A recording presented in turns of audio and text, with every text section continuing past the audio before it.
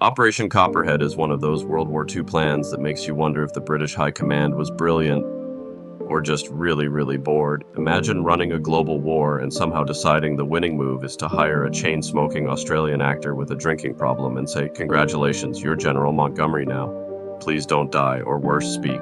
That's the whole vibe. The Allies needed the Germans to think Montgomery was thousands of miles away, so instead of doing something normal like secrecy, they cooked up a plan straight from the "we wrote this while drunk" drawer.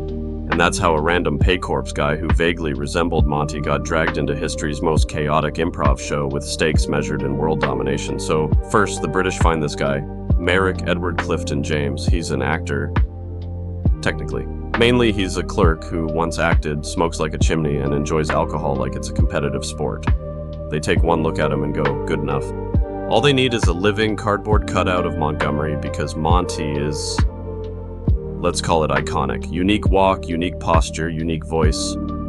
Clifton James couldn't copy any of that. Solution? Easy. Make him grow a mustache, glue some medals on him, put him in the hat, and give him very strict instructions. Do not talk, not even a little. That's it. That's the training. They fly him out to Gibraltar and Algiers like he's the world's worst VIP, parade him around in public, and basically hope that German spies are watching, and they are.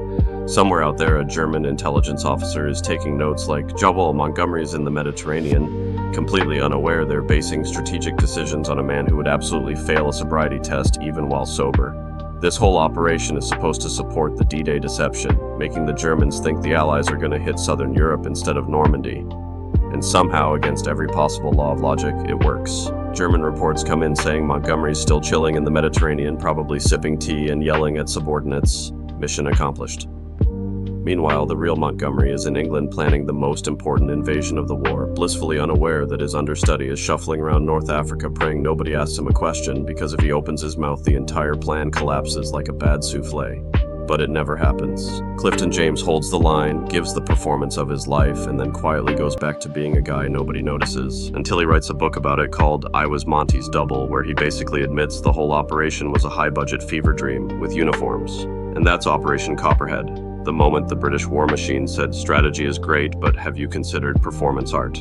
It's one of the rare times in military history where the fate of nations genuinely hinged on whether one man could convincingly stand around and do absolutely nothing. And somehow he nailed it. If the Germans ever found out they'd been fooled by a dude who wasn't even allowed to speak, they'd never live it down. Which is why we talk about it now, and they definitely don't.